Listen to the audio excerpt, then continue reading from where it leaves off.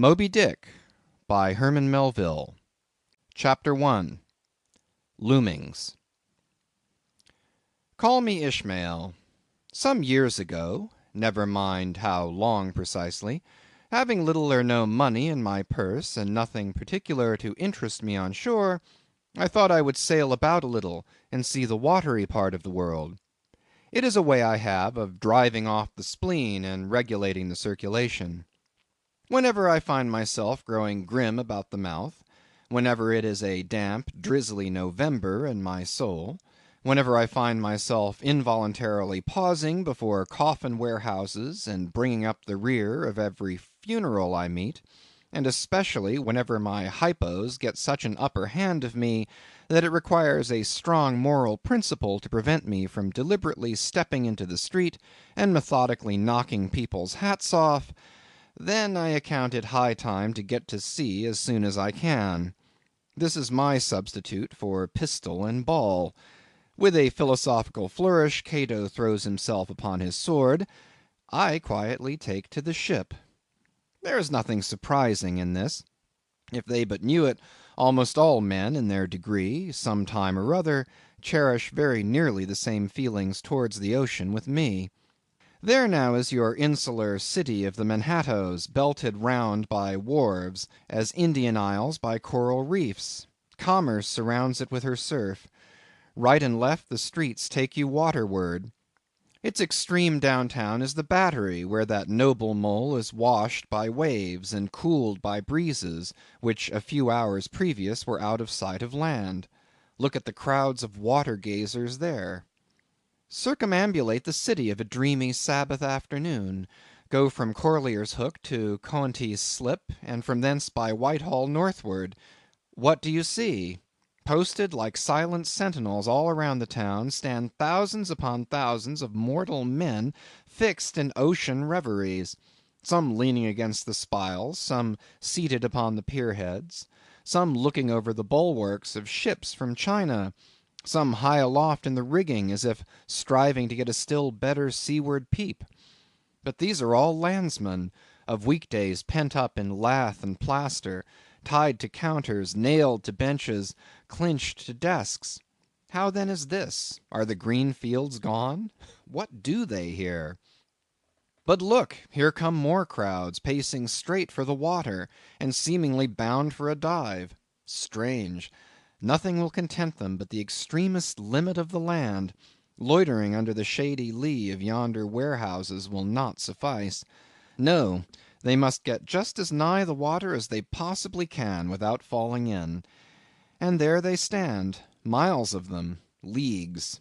Inlanders all. They come from lanes and alleys, streets and avenues, north, east, south, and west. Yet here they all unite. Tell me, does the magnetic virtue of the needles of the compasses of all those ships attract them thither? Once more, say you are in the country, in some high land of lakes.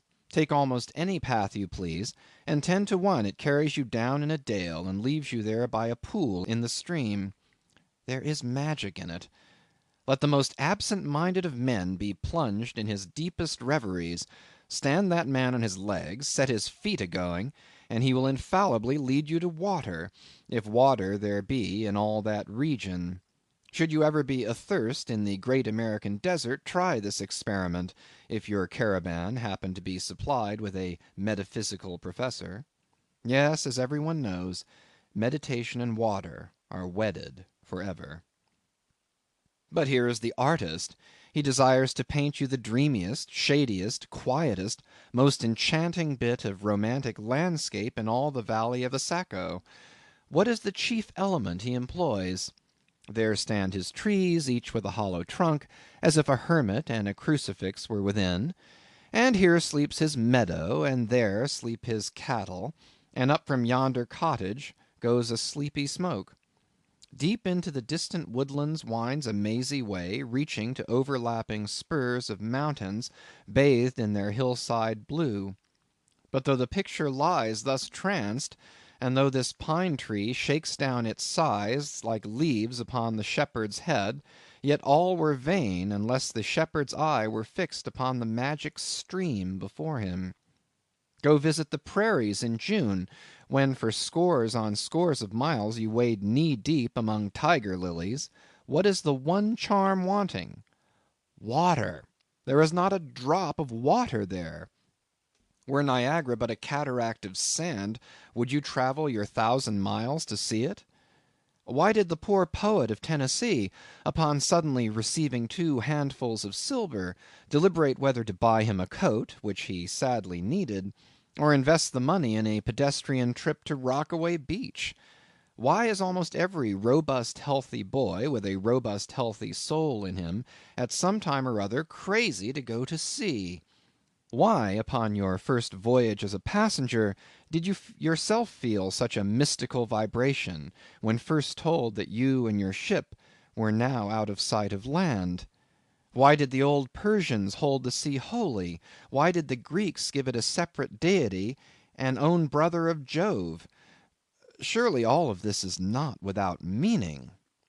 And still deeper the meaning of that story of Narcissus, who, because he could not grasp the tormenting mild image he saw in the fountain, plunged into it and was drowned. But that same image we ourselves see in all rivers and oceans. It is the image of the ungraspable phantom of life, and this is the key to it all. Now when I say I am in the habit of going to sea whenever I begin to grow hazy about the eyes and begin to be over-conscious of my lungs, I do not mean to have it inferred that I ever go to sea as a passenger. For to go as a passenger you must needs have a purse, and a purse is but a rag unless you have something in it. Besides, passengers get seasick, grow quarrelsome, don't sleep of nights, do not enjoy themselves much as a general thing. No, I never go as a passenger, nor, though I am something of a salt, do I ever go to sea as a commodore or a captain or a cook. I abandon the glory and distinction of such offices to those who like them.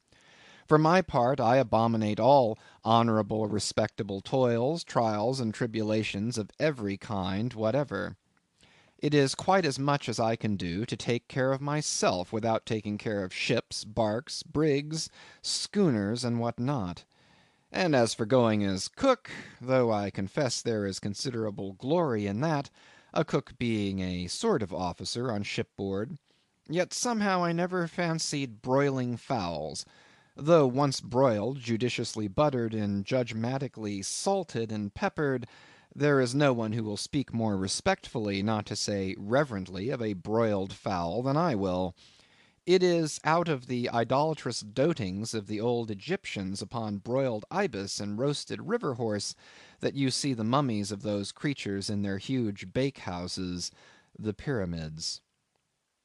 No, when I go to sea, I go as a simple sailor, right before the mast, plumb down into the forecastle, aloft there to the royal masthead.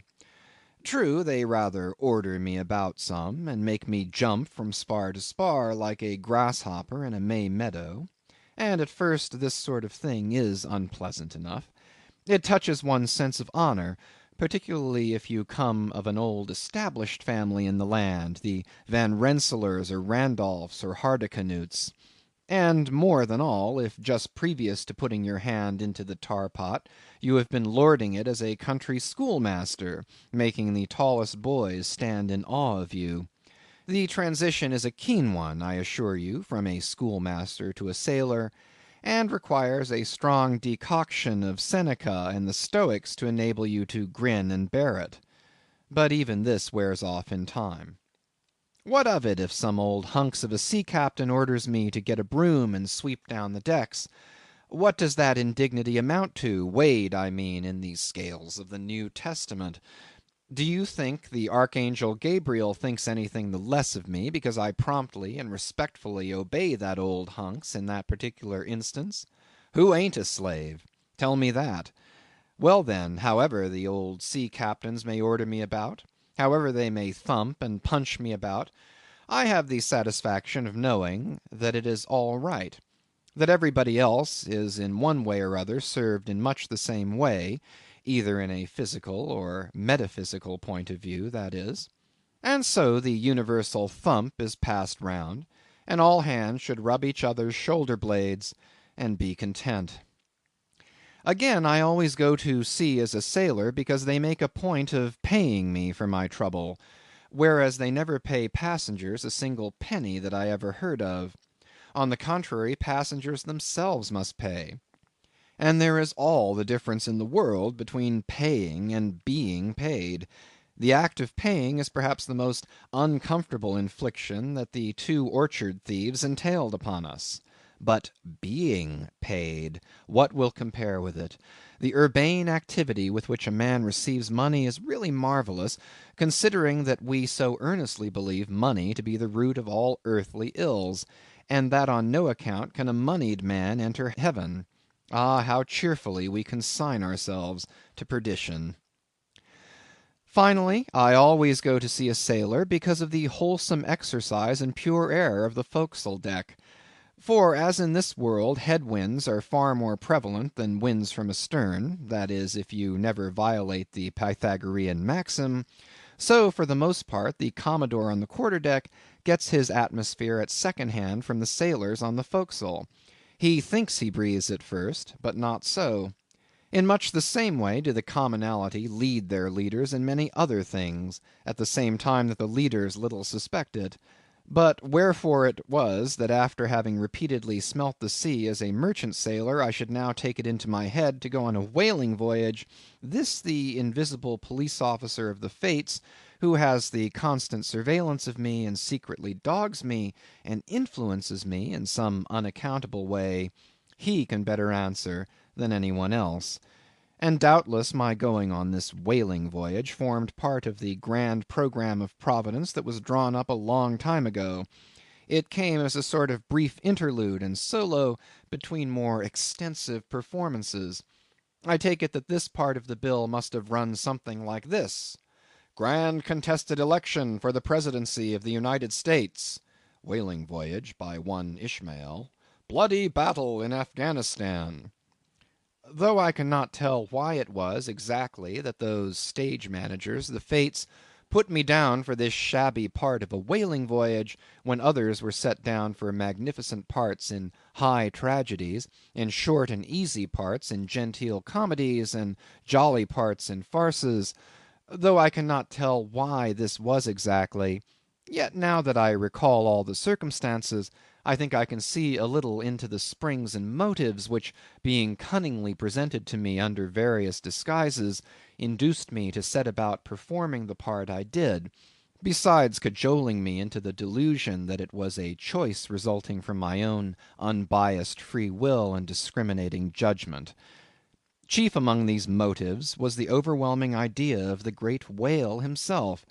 Such a portentous and mysterious monster roused all my curiosity. Then the wild and distant seas where he rolled his island bulk, the undeliverable, the nameless perils of the whale, these with all the attending marvels of a thousand Patagonian sights and sounds, helped sway me to my wish. With other men, perhaps, such things would not have been inducements; but as for me, I am tormented with an everlasting itch for things remote. I love to sail forbidden seas, and land on barbarous coasts. Not ignoring what is good, I am quick to perceive a horror, and could still be social with it, would they let me, since it is but well to be on friendly terms with all the inmates of the place one lodges in. By reason of these things, then, the whaling voyage was welcome. The great floodgates of the wonder world swung open, and into the wild conceits that swayed me to my purpose, two and two there floated into my inmost soul endless processions of the whale, and midmost of them all, one grand hooded phantom, like a snow hill in the air.